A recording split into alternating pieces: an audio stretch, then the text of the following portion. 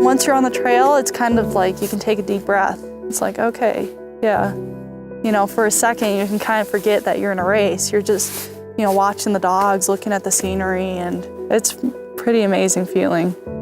I was not even born when I got into dog sledding. My dad had been doing races, and he was doing the Race to the Sky, which is Montana's biggest race, and my mom was handling for him, which is kind of like the pit crew.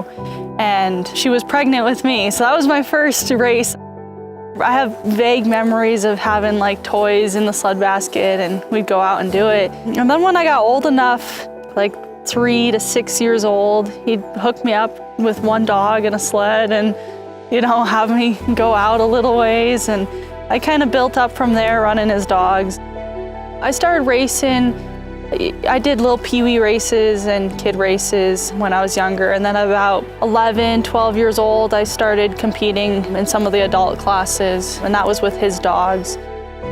The start of a dog race is one of the most exciting and just crazy things ever. The amount of excitement is just, you know, off the charts. It's just kind of this tension in the air. You know, the dogs know what's going on. They know where they're at, and they're all kind of excited, but they know that it's not quite time for the race yet.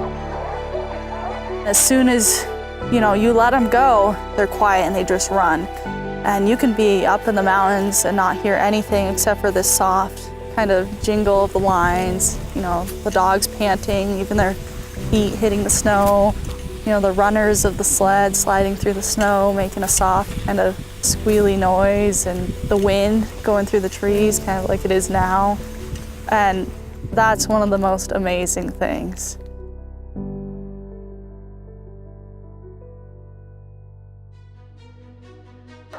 The biggest accomplishment is I have 8 Best Cared For Team Awards. And that's really what matters to me, and that's where my heart and passion lies, is taking care of the dogs. You know, they're family. They're working animals, but they're also pets. They're very important to me, and they're very special to me.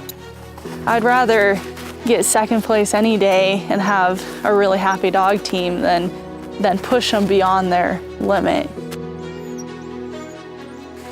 You know, after the dogs are taken care of, then we start setting up our stuff. We'll set up our tent, you know, get food going. It's really nice camping with Mike because there's 2 of us to do things. I married Mike Roddewig last year. We actually met running sled dogs. He helped me train, and he went to these races with me, and you know, I was kind of like, hey, you know, he likes the dogs, he does well with the dogs, maybe.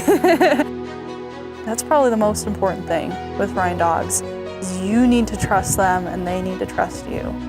And they trust you because you trust them and you treat them fairly and you communicate with them. And you can see it. You could have the best dog team, you know, the best athletes, the best gear. You could train them perfectly. The trail conditions could be perfect. Doesn't mean you're going to win the race. If you're not bonded to those dogs, if you don't have a connection, it's a lot of times dogs that aren't, you know, the best athletes, you know, or people that don't have the best gear, you know, they'll surprise you because that bond and what you do with the dogs is more important than the dogs themselves. So I tell people that I'm semi-retired now.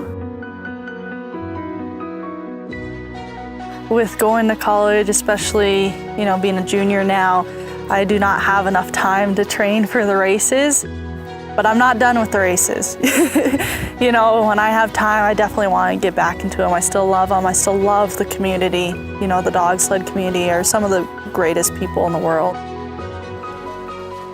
Hopefully, with becoming a veterinarian, I can be kind of on the other side too and work as a veterinarian for these races.